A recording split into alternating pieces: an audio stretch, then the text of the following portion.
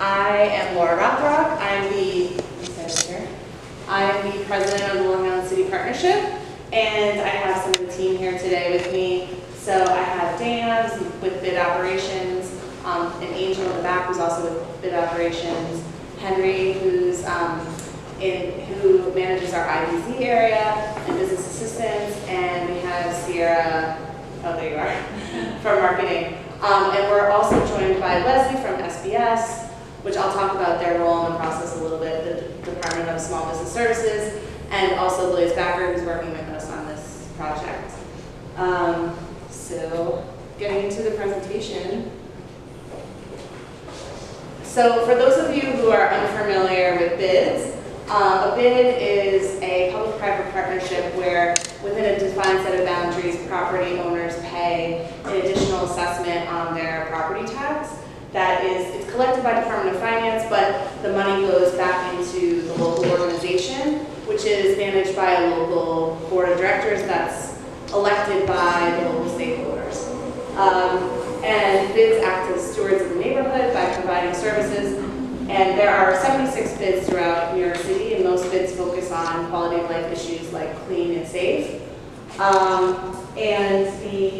As far as tenants, some leases allow property owners to pass through the assessment to tenants, but it depends on the terms of your lease.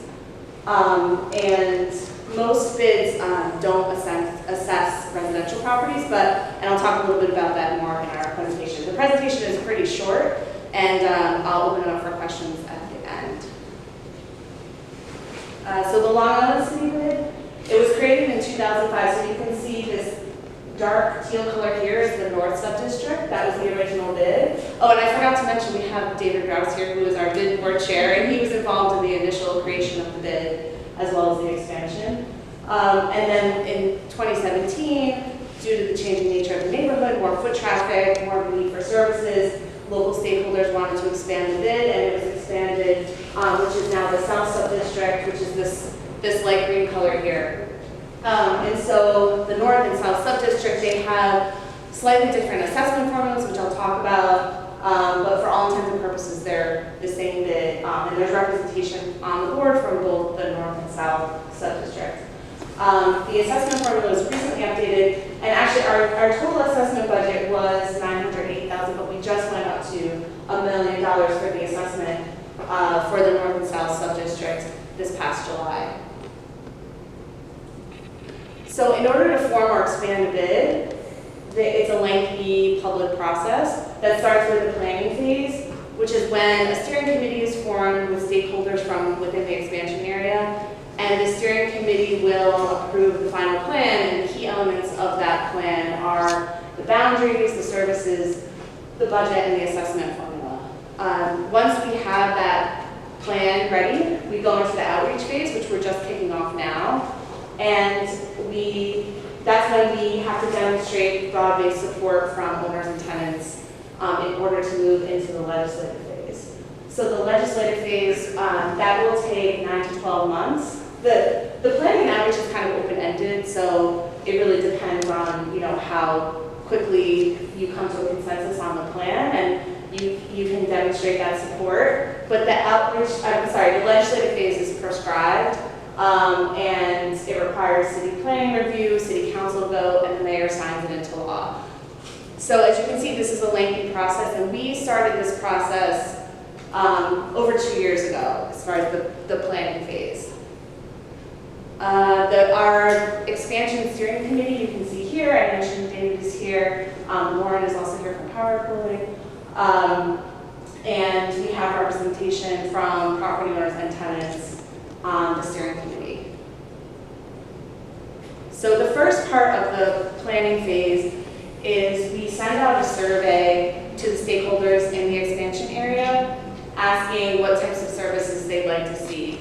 So you can see from our responses that people thought that all of these services were needed, but the top 5 requested services were increased sanitation, public safety, street and sidewalk repairs, horticulture, and traffic and transportation management.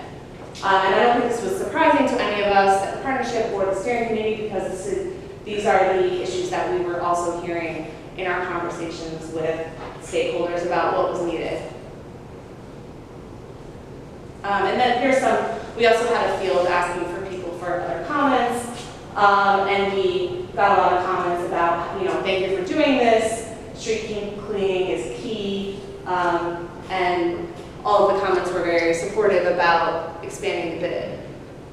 So looking at the boundaries, the blue is the current bid and the green are the expansion properties. So this map changed over time with the steering committee slightly, and the boundaries were created as a result of both conversations with the steering committee, but also Angel and I did a lot of individual meetings with people just to find out, do you think it makes sense to include the bid here? What are your needs? And Angel and Dana, they're pounding pavement every day, talking to people. So that's ultimately how we created this map.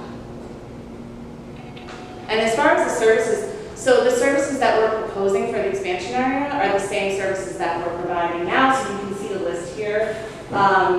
We have Angel and Dana, who, as I mentioned, are out there all the time, talking to businesses and also coordinating with city agencies.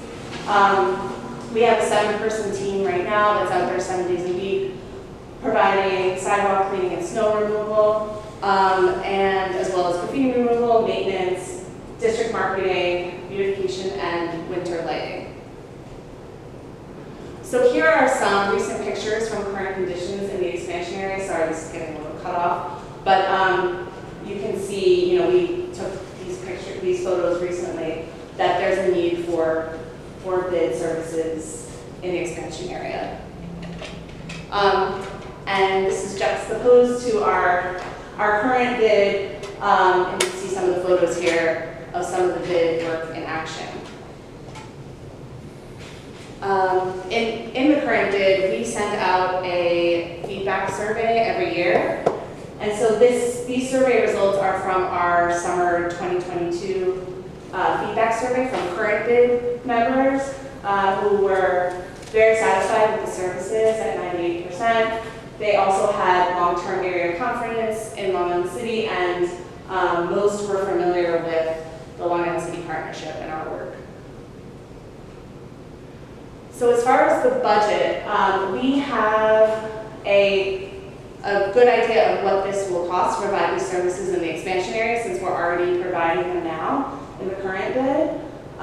So this is what we're proposing for the expansion budget, which is a total of $375,000 annually.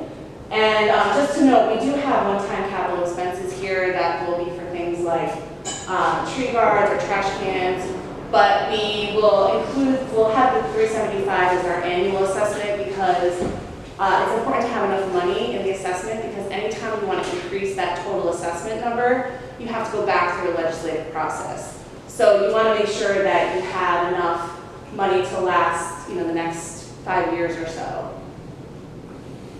And I should say, the total assessment is the amount that goes through the legislative process, but where you spend the money is based on the board. The board will decide year to year, so if there's changes, it's not like this is written in stone. I'm going to skip to this slide first, actually, on the assessment formula. So we're proposing the same assessment formula that we use now in the current bid. And I should say, the residents are not assessed. If you're a residential condo owner, the assessment is $1 per year. And the commercial, and also I should also say, it's a 100% residential building that would also be assessed $1 per year. For the assessment rate, the way that it works with the Long Island City bid is that our assessment is based on square footage and assessed value. So in the North Subdistrict, it's split 50-50 as far as square footage and assessed value. And the South Subdistrict is weighted slightly differently, so it's based on 10% on assessed value and 90% on square footage.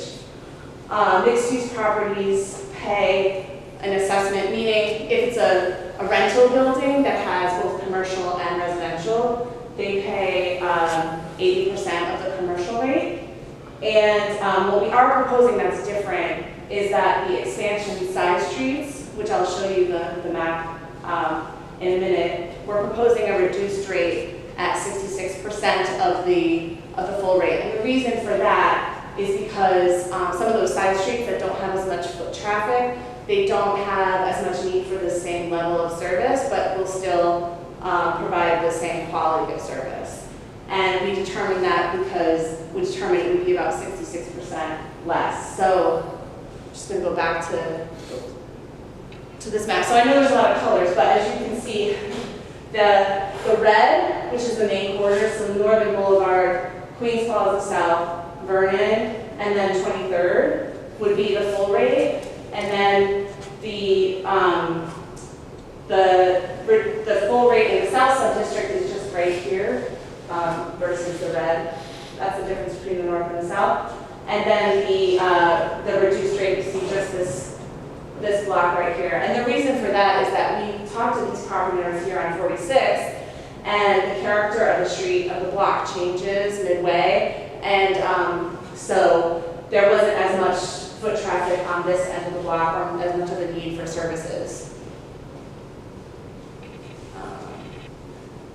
So as far as our next steps, we started distributing the statement of support. We sent out a mailing to all the property owners and the tenants in the district.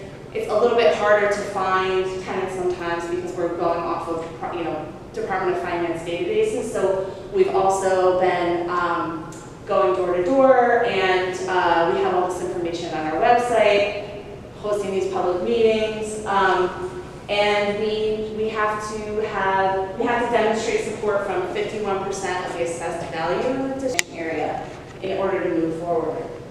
We're hoping to meet both of those thresholds, and we also have to demonstrate broad-based support from tenants. So there's no exact threshold that we have to meet, but we just have to show that we have enough support from tenants. And these are thresholds that are set by SBS.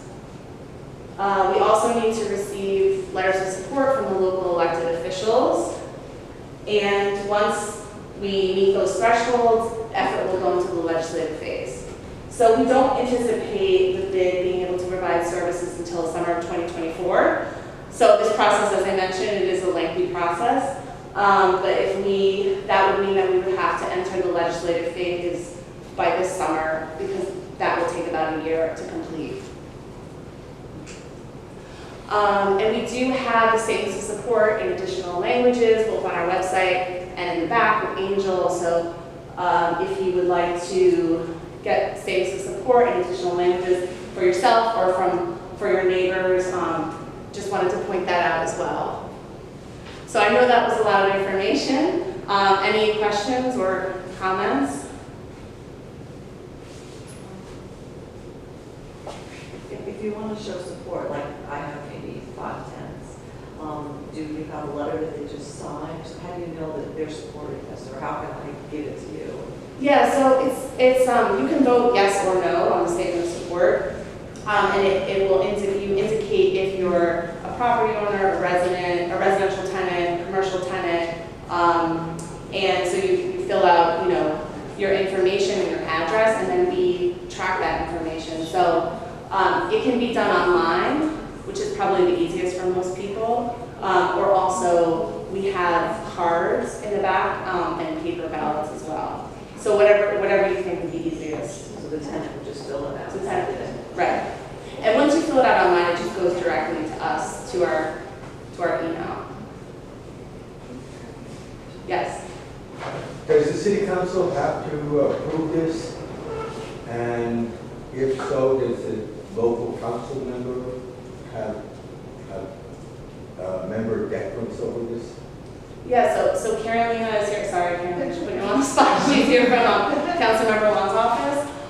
So yes, so the legislative process that I outlined, that mirrors the Euler process, if you're familiar with that. So it goes to the community board and the borough president, which have more of an advisory role, and then once it goes to city council, it goes through the finance committee. And but the difference between this and a ULURP is that SBS won't even let us get to the legislative phase unless we have support from the council member. So we have to get that letter of support before it even gets to city council. once it gets to city council, there's more opportunity for public feedback because there are city council hearings. But again, we won't even, we're not going to go through the legislative process unless the council member is supportive.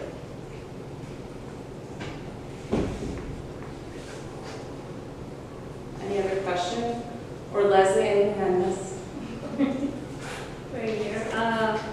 Yeah, just to echo what Laura's been saying already, we will not bring it to the city council without that Councilmember Wong's support.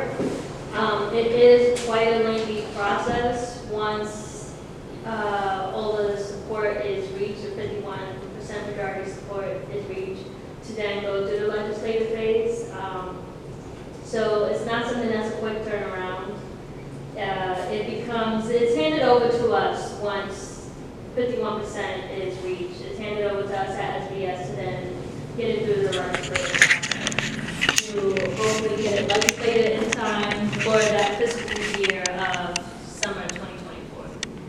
Yeah, because I didn't mention this, but so the city only does a billing 2 times per year. So we either have to make a January deadline or a July deadline, so that's why we're shooting for that July deadline.